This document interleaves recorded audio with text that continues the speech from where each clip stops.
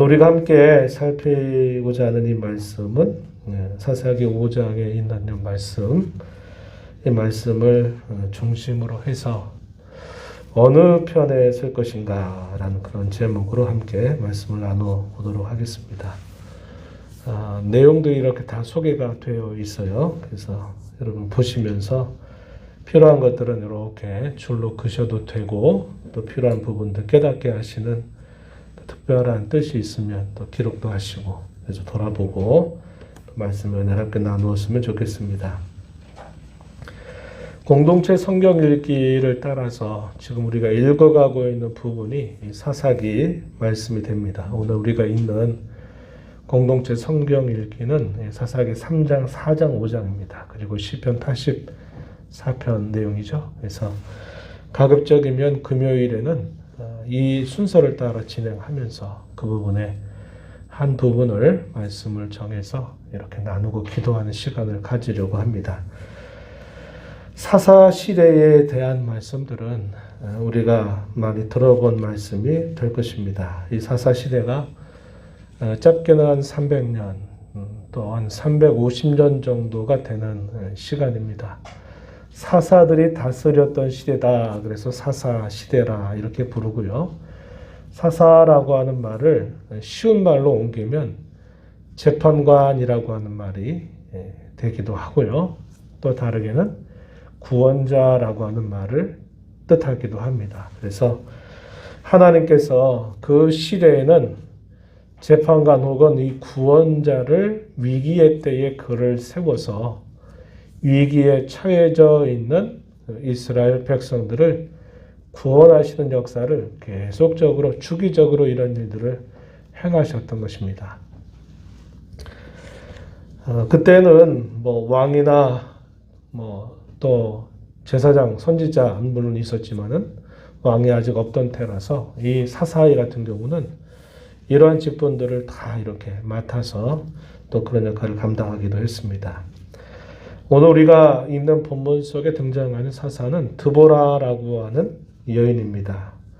이 여인이 사사로 부름을 받아서 활동했던 말씀이 기록이 되는데, 이 내용은 사사기 4장과 5장에 기록이 되어 있습니다. 사사 드보라에 관한 말씀의 내용이고, 4장의 내용은 그가 실제로 사사로서 어떤 일을 했는가에 대한 기록을 담아주고 있고요. 사사기 5장의 내용은 하나님께 드린 승리의 노래, 승리의 찬송을 표현하고 있는 말씀이 5장에 주어집니다. 그 승리의 찬송 가운데 마지막 결말 부분을 우리가 함께 읽었어요. 구원에 관한 이야기가 계속 이어지는데, 오늘 말씀의 내용, 여기 기록되고 있는 말씀들 따라서 한번 살펴보시죠. 이 사사기에 계속되는 반복적인 주제가 있어요. 하나님께서 함께 하셔서 구원의 은혜를 베푸시고 그들이 평안을 누리게 되다 보면 이 평안 가운데서 그들이 하나님을 저버리고 또 우상을 숭배하고 범죄하게 되면서 그들이 하나님의 징계 아래 놓이게 됩니다. 그 징계의 수단은 주변에 있는 나라들을 하나님이 도구로 사용하셔가지고 당시 이스라엘 백성들을 깨우치시려고 하시는 것입니다. 견디다 못해 힘들어지게 될 때 마침내 하나님께 도움을 구하고 자신들의 죄악으로부터 회개하게 될 때 하나님이 비로소 사사를 불러서 세우셔가지고 위기에 처해져 있는 그 백성들을 구원해 내십니다. 그러면서 이것이 계속 이렇게 주기적으로 반복을 이루고 있는 이 시대가 이 사사 시대의 주요한 특징이 되고 있다 하는 겁니다.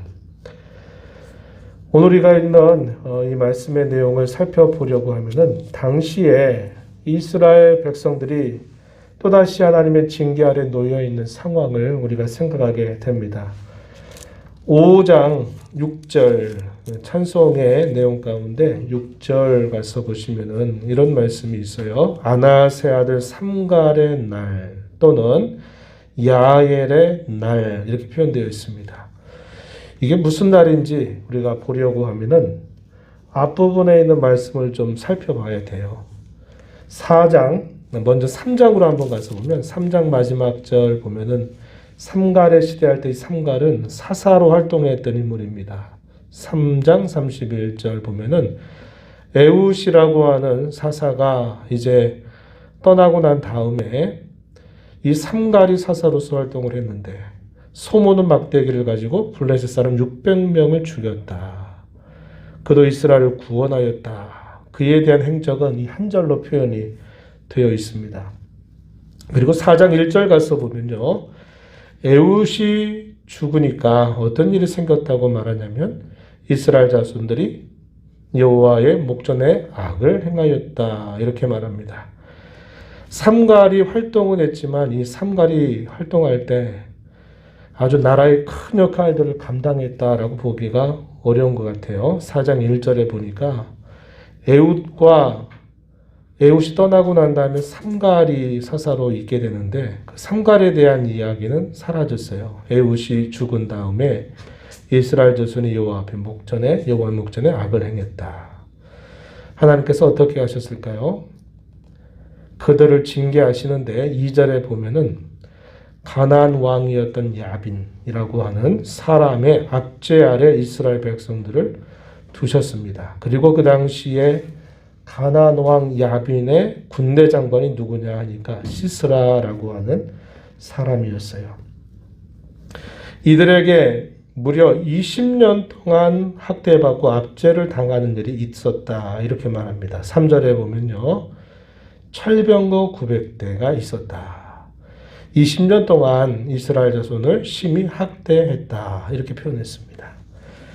짧은 시간이 아니에요. 20년이라고 하는 긴 시간 동안 이 가나안 왕 아래 이스라엘 백성들을 하나님이 두셨다. 이렇게 말합니다. 이 말은 당시 이스라엘 나라의 힘으로는 이 가나안 왕과 싸울 수 있는 힘이 전혀 되지 못했다 하는 것을 말해줘요. 그러니까 그 가나안 왕이 횡포를 부리던 무슨 일을 해도 이스라엘 백성들이 저항할 수가 없는 상황이 된 겁니다.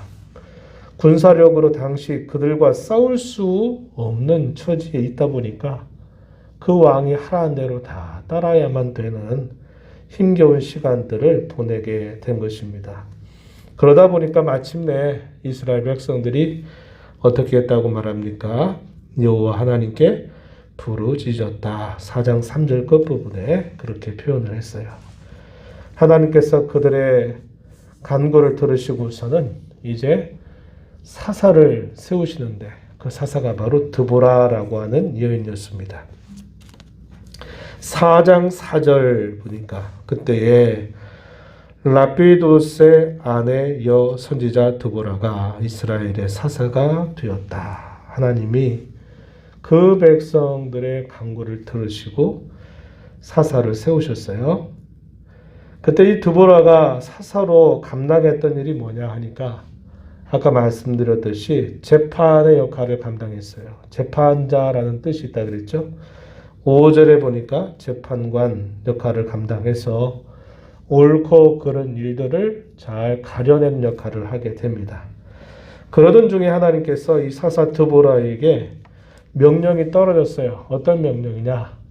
나가서 싸워라 하는 전쟁을 수행하라고 하는 명령이 이 사사 드보라에게 명령이 떨어지게 됐습니다. 그 내용이 4장 6절에 보니까 이렇게 표현했어요.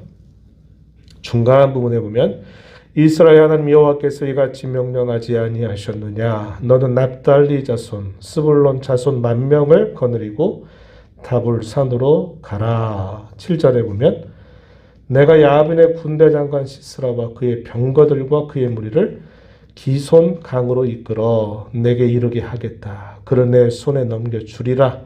하나님이 이렇게 말씀하셨다. 이렇게 하나님의 명령을 드보라가 누구에게 전달을 했어요? 바락이라고 하는 장수에게 그 말을 전달했습니다. 그래서 드보라는 바락에게 10,000명을 불러 모아서 지금 기손강으로 가서 우리를 괴롭히는 이 대적들과 싸우면 하나님이 우리의 손에 그들을 붙여주겠다고 말씀하셨다. 이렇게 명령을 전달하게 됩니다. 근데 이 바락이 그 말을 듣고 주저합니다. 당신이 함께하지 않는다면 나도 함께하지 않을 겁니다. 이렇게 말하면서 자신에게 약속된 그 영광이 이제 옆으로 다른 사람에게 옮겨지게 되는 일이 있게 돼요. 어쨌거나 이렇게 명령이 떨어지게 돼서 그 명령을 수행을 하게 됩니다. 그때 앞장섰던 지파가 누구였다고 말했어요? 납달리 지파 그리고 스불론 지파 가운데 10,000명의 군사들이 주력 군사로 해서 당시에 그 대적자들과 전쟁을 일으켰는데 하나님께서 약속하신 것처럼 큰 승리를 안겨다 주셨어요. 4장의 뒷부분 한번 가서 보세요. 4장 23절에 보니까 이와 같이 이날에 하나님이 가나안 왕 야빈을 이스라엘 자손 앞에 굴복하게 하신지라. 이스라엘 자손의 손이 가나안 왕 야빈을 점점 더 눌러서 마침내 가나안 왕 야빈을 진멸하였다. 이렇게 말합니다.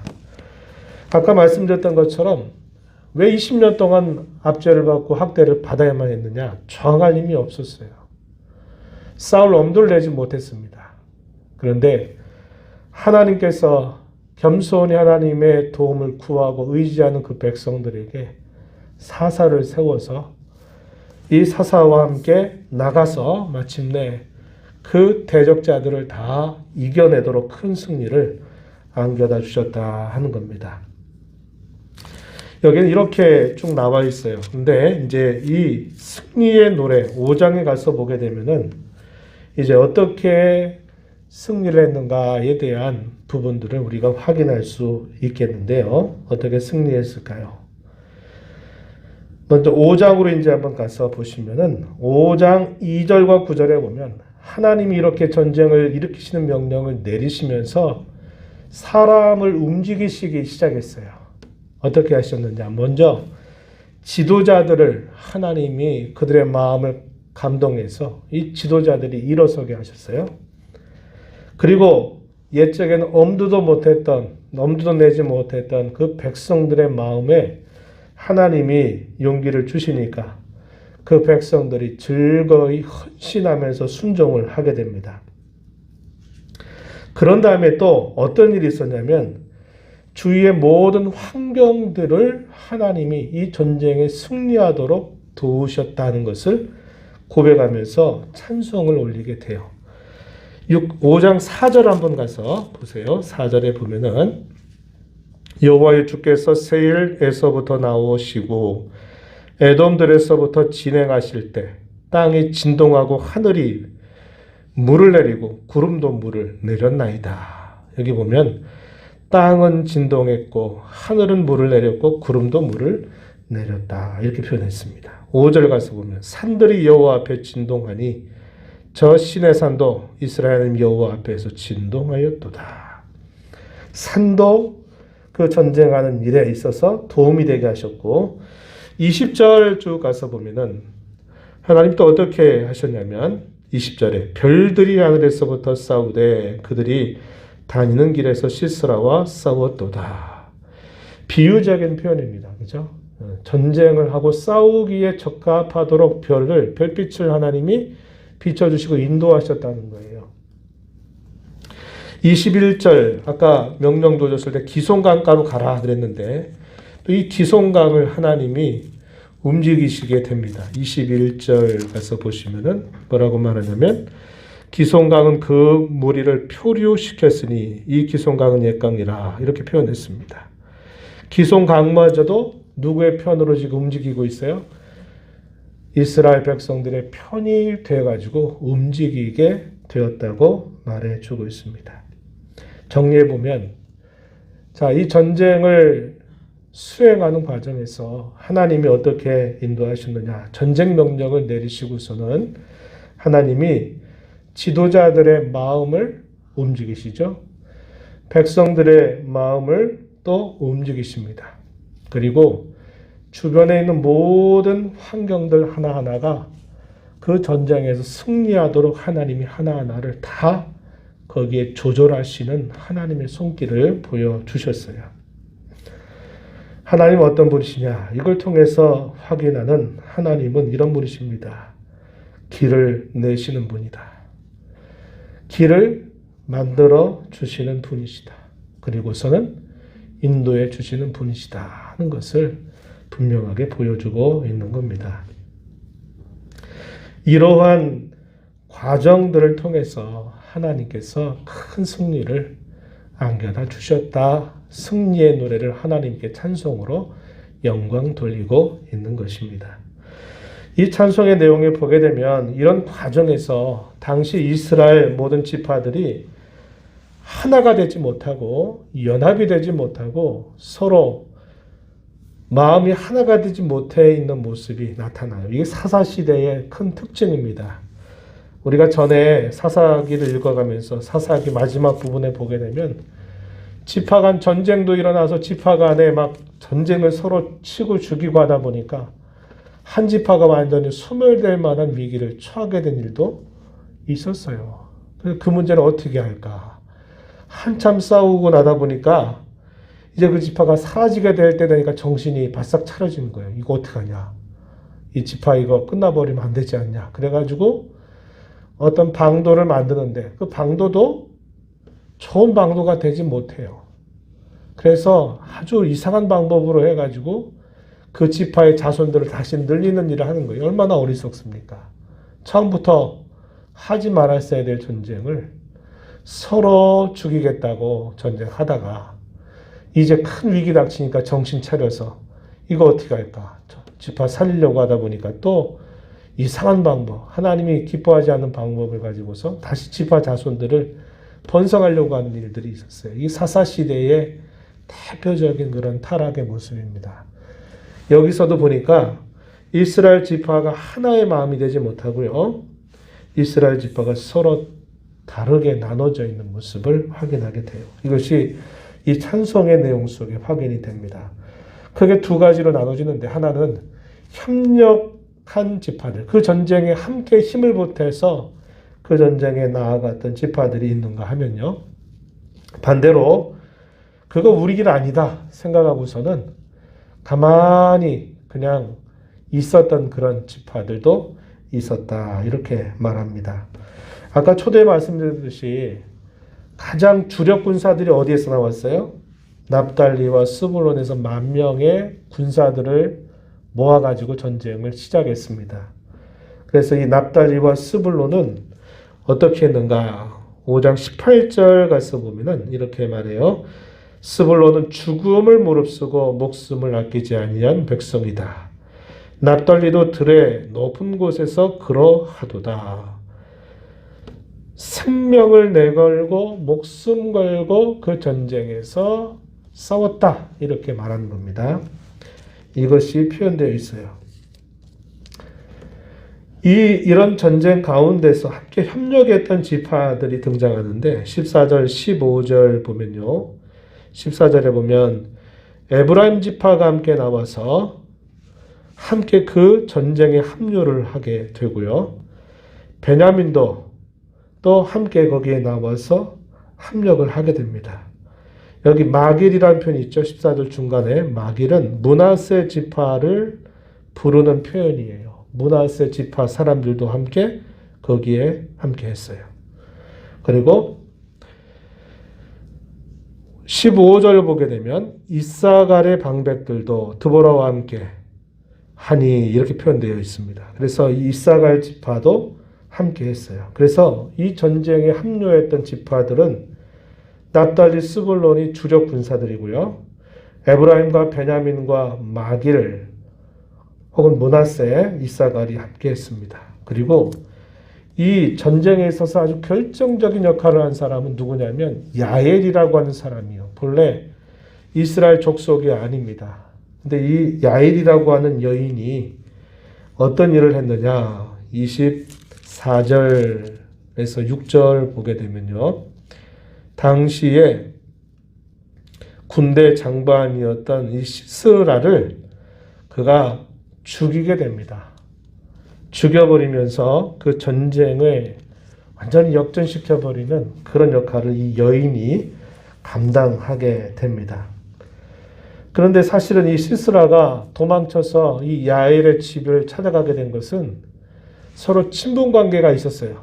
그래가지고 시스라가 도망치다가 이 사람의 집에 가면 그래도 나를 보호해주겠다 생각하고 거기에 갔던 겁니다. 그런데 이 야엘이 어떻게 하냐면 그가 누워 있을 때 그의 관자놀이에다가 말뚝을 박아서 그를 죽이게 돼요. 그래서 사람으로 봤을 때는, 겉으로 봤을 때는 이 야엘이라고 하는 여인이 배반한 것처럼 보여져요. 그런데 신앙으로 보게 되면 이 야엘이라고 하는 여인은 누구의 편에 선 겁니까? 하나님의 백성의 편에 선 겁니다. 우리가 이런 예를 또 하나 보는 인물이 있어요. 대표적인 여인이 있어요. 누구냐면 이스라엘 백성들이 이 여리고를 점령하러 갈 때 이 정탐꾼들을 누가 숨겨줬어요? 맞아요. 라합이라고 하는 이방 여인, 여사제의 직이라 이렇게 부르기도 하는데요. 라합이라고 하는 이방 여인이 자기 목숨을 걸고 이 정탐꾼을 살려줘요. 왜 살려줍니까? 이스라엘 백성들의 하나님이 두려우신 분인 줄 알고 내가 당신들을 이렇게 살려줄 테니까 당신들이 이곳에 쳐들어올 때 나와 내 집을 살려달라라고 요구를 했을 때 알겠다. 이렇게 하죠. 그래서 라합도 여리고 백성들이 봤을 때는 누굽니까? 배반자죠. 그런데 그가 왜 그렇게 했느냐? 하나님을 참으로 두려워하고 하나님을 무서워했단 말이죠. 그래서 그들을 목숨 걸고 지켜주는 일을 했던 겁니다. 이 야엘이라고 하는 여인도 그와 비슷한 일을 하게 된 거예요. 그래서 큰 역할을 감당했던 겁니다. 그러면 가만히 뒷짐지고 있었던 지파들은 어떤 지파들이 있었을까요? 16절 가서 보면은 이렇게 표현되어 있어요. 16절 보면 5장 16절 거기 보면 이렇게 표현합니다. 끝부분에 루벤 시내가에서 큰 결심이 있어도다. 큰 결심하니까 좋은 결심인 것처럼 우리가 생각하고 싶은데 이 루벤 지파가 어떤 결심했느냐? 우리는 함께 전쟁으로 나가지 않겠다. 이런 결심을 한 겁니다. 그래서 그 전쟁에 불참을 하게 돼요. 또 길르앗이라고 하는 표현이 나오죠. 17절에 이 길르앗은 지명입니다. 어느 지파가 거주했느냐? 갓지파 사람들이 거주하고 있던 땅이 길르앗입니다. 그래서 이 갓지파의 경우도 그 전쟁에 참여를 하지 않았다 하는 거예요. 단지파도 뭐라고 말합니까? 다는 배에 머무름이 어찌 됨이냐 이렇게 말해요. 아셀 지파도 해변에 앉으며 자기 항만에 거주하고 있다 이렇게 표현을 하고 있습니다. 그리고 23절 가서 보면 또 누가 있냐면 여호와의 사자의 말씀에 메로스를 저주하라 그랬어요. 이 메로스는 동맹국에 속해 있는 한 나라였을 겁니다. 이 메로스가 함께 그 전쟁에 나가지 않고 결국은 숨어버린 거예요. 그래서 이 전쟁에 있어서 이렇게 두 패로 갈라지게 되었다 하는 것을 말하고 있는 겁니다. 그래서 이 두 패에 대해서 이 사사 드보라가 예언적으로 기도하는 내용, 그 내용이 우리가 읽은 31절에 표현이 되어 있어요. 뭐라고 표현되어 있습니까? 여호와여 주의 원수들은 다 이와 같이 망하게 하시고 주를 사랑하는 자들은 해가 힘있게 도둠같이 하시옵소서 이렇게 표현을 했습니다. 그래서 하나님을 두려워하고 하나님 편에 서는 그 지파 사람들에게는 해가 도둠같이 그들로 하여금 일어서게 해서 구원과 승리를 맛보게 하는 반면에 하나님의 편에 서지 않는 그러한 자들에게는 이와 같이 망하게 된 일이 있게 될 것이다. 이렇게 표현을 해주고 있다고 하는 것입니다. 우리가 이 말씀을 보면서 몇 가지 생각하게 되죠. 하나는 우리 하나님은 모든 상황을 주장하고 계시는 분이시구나 하는 것을 다시 우리는 확인하게 됩니다. 하나님은 어떤 분이시라고 말합니까? 우리가 사무엘 마지막 사사라고 말하는 이 사무엘을 낳았던 여인 한나라고 하는 사람은 자기에게 주신 그 아들로 인하여 기뻐하면서 하나님 앞에 찬송 올리는 가운데 그렇게 말하죠. 하나님은 살리기도 하시고 죽이기도 하시고 높이기도 하시고 낮추기도 하시는 분이십니다. 이렇게 고백을 해요. 하나님은 그런 분입니다. 모든 상황을 주장하셔서 높이기도 하시고 낮추기도 하시고 승리를 안겨다 주시기도 하시고 패망하기도 하시고 어떤 사람은 살리기도 하시고 죽이기도 하시고 어떤 사람들에게는 평안함과 형통을 주시기도 하시고 어떤 사람들에게는 공병과 어려움을 주시기도 하시는 분이다. 그 모든 결정권자가 바로 하나님이시다라는 것을 우리는 생각하게 됩니다. 하나님은 사랑하는 자에게든지 그의 원수에게든지 하나님은 길을 내시고 길을 만들고 인도해 주신다는 거예요. 그런데 사랑하는 자에게는 어떻게 길을 내시고 만드시고 인도하시느냐? 구원을 맛보도록 승리하도록 하나님이 길을 내시고 만드시고 인도하신다 하는 겁니다. 사람의 마음을 움직이시죠. 주변의 모든 환경들이 그 일이 되도록 돕도록 하나님께서 이렇게 인도해 주신다는 겁니다. 반대로 하나님을 향하여 대적하는 사람들에게도 주변에는 사람들을 통해서 막히는 겁니다. 그리고 또 그가 처해지는 여러 상황들을 하나님이 다 만드셔서 안 되는 길로 계속 결국 이끌어 가시는다 하는 것을 우리 이걸 통해서 배울 수 있게 돼요. 똑같은 시대를 살고 똑같은 상황 속을 경험하면서도 어떤 사람에게는 구원과 승리를 마침내 경험하게 하시는가 하면 어떤 사람에게는 공경과 시련과 어려움 또 패배를 경험하게 하시기도 하신다 하는 것을 보게 됩니다. 코로나 시대를 살면서 우리가 경험하는 바 아닙니까? 코로나 시대를 똑같이 살아요. 근데 어떤 사람은 이런 시대 가운데에서도 하나님께서 도와주시고 돌보시는 그 손길을 경험하면서 또 하나님을 가까이 만나는 사람들이 있는가 하면 어떤 사람은 이런 일 때문에 오히려 더 하나님을 멀리 하게 되고 신앙으로부터 더 멀어지게 되는 일을 경험하기도 하는 거예요. 문제는 상황의 문제가 아니라는 겁니다. 하나님을 어떤 분으로 알고 하나님을 어떻게 대하느냐가 결국은 가장 중요한 포인트가 된다 하는 것을 우리는 배우게 됩니다. 오늘 이 말씀의 결론은 무엇입니까? 하나님은 하나님을 사랑하는 자, 또 하나님이 기뻐하시는 자리, 그 편에 서는 자에게 하나님은 항상 이런 구원과 승리를 안겨다 주신다 하는 겁니다. 그래서 우리가 성경을 봐도 그렇잖아요. 하나님이 잘 그 사람을 인도해 가시려고 하면 모든 것들이 다 도움이 되도록 이끌어 가세요. 근데 반대로 하나님이 안 되게 하시려고 하시잖아요. 그러면 별게 다 막히는 겁니다. 사람도 뭐가 관계가 안 되고 틀어지고 상황도 복잡하게 꼬이고 해가지고 안 되게 하시는 거예요. 우리가 어떻게 해야 될까요? 하나님을 사랑하는 겁니다. 사랑하고 하나님이 무엇을 원하시는가를 생각해서 그분의 편에 서는 결심을 끊임없이 우리가 하는 것이 가장 중요하다 하는 것을 우리가 이 말씀을 통해서 배워요. 코로나 시대가 지나고 또 어떤 시대가 우리에게 닥쳐올는지는 아무도 알지 못합니다. 그러나 오늘 말씀 우리 마음에 잘 새겼으면 좋겠어요.